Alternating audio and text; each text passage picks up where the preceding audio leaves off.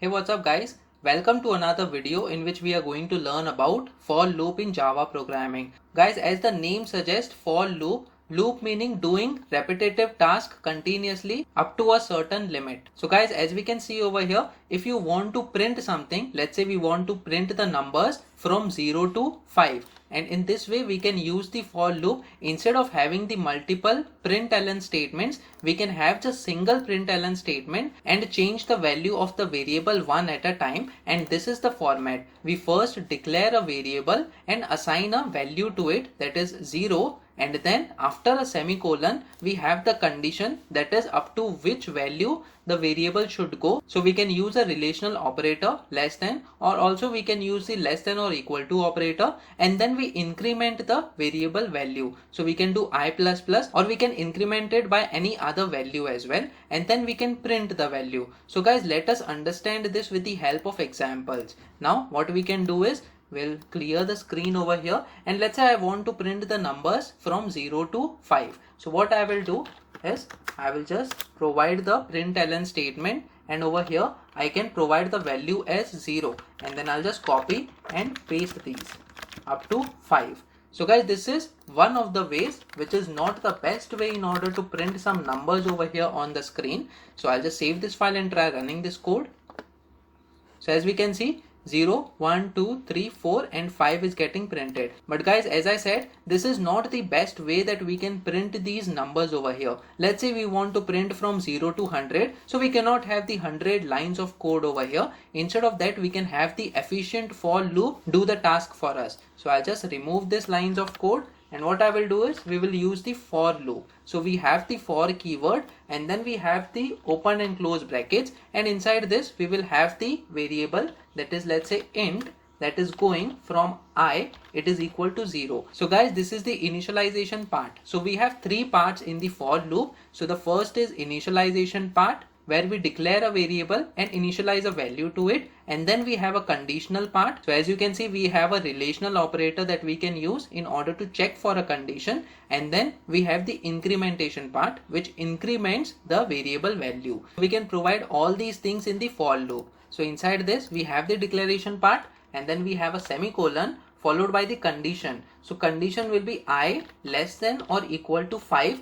That's because we want to print from 0 to 5. So it must be less than or equal to. So in order to include the value 5, we have to provide the equal to sign, and then semicolon followed by I plus plus. And then inside this we have curly braces, and let us print the value of I.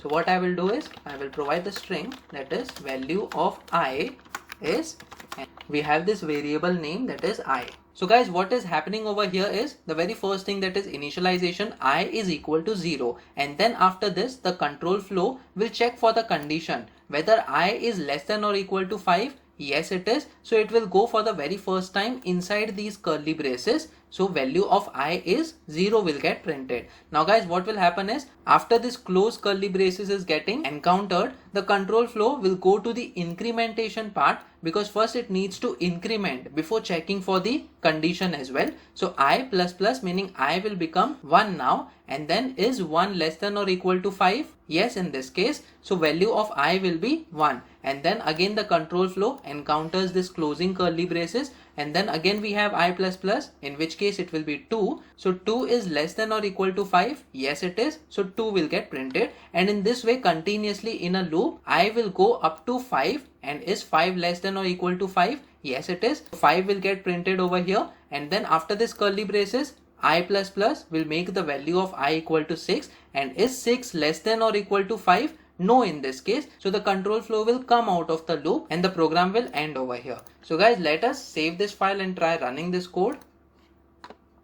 So as we can see, the values are printed over here. Let me just expand this. So value of I is 0, then value of I is 1, I is 2, 3, 4 and then 5, and then once the I's value becomes 6, this condition doesn't get satisfied and the control flow comes out of the loop. And guys, in this way we can easily use the for loop. Now guys, what if we want to check the latest value of I when the control flow comes out? So since the value of I is 6 now, so the 6 value should get printed. So let us confirm this with another print statement over here.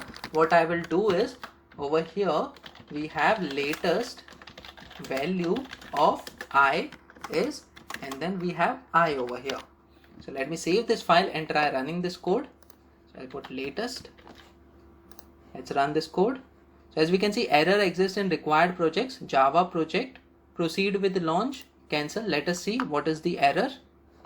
So we have an error over here, I cannot be resolved to a variable. So guys, since we have provided the declaration of I within this for loop, so the context of this I variable is only within this for loop. So we cannot use this I variable outside of this for loop. So guys, in order to solve this problem, we have to declare the I variable before this for loop, that is outside this for loop. So we can do it in this way. So int I we have just declared over here, and then we are initializing it over here, that is I is equal to 0, and then this I can be used over here in this string, that is the latest value of I is I. So let me save this file and try running this code over here now.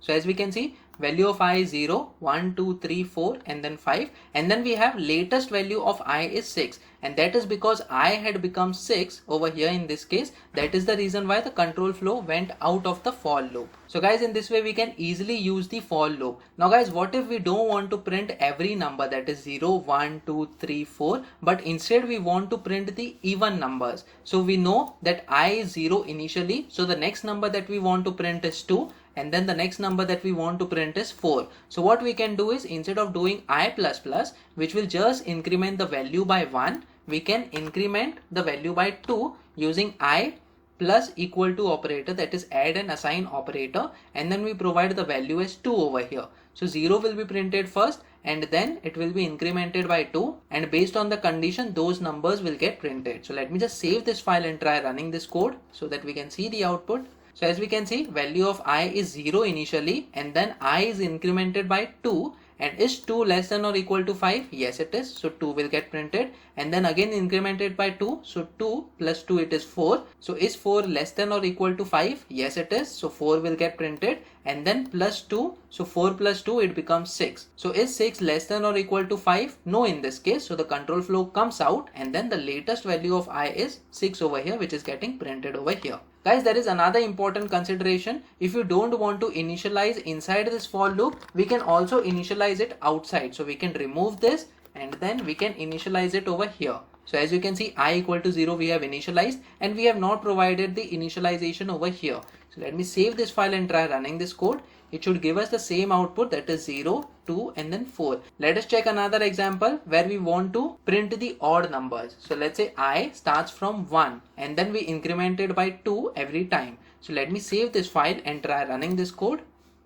So as we can see, we have 1 and then 3 and then 5 and then 7. All are the odd numbers. That's because we started with the odd number, that is 1, and then we incremented the value of I by 2 every time. So guys, in this way we can easily use the for loop in order to repeat some task multiple times. Guys, over here we have seen just the print statement. You can also do some arithmetic operations as well, like addition of numbers or subtraction of numbers as well. So any arithmetic operations or number manipulations can be done inside the for loop. Guys, it is very important that you practice on your own, so that based on the different inputs you can get the different outputs, and you will increase the level of understanding in Java programming. So guys, that's it in this video. Please make sure that you like this video so that it reaches to more people, and subscribe to this channel so that you get the notifications on upcoming videos as well. The next video that we are going to talk about is while loop in Java programming. So stay tuned.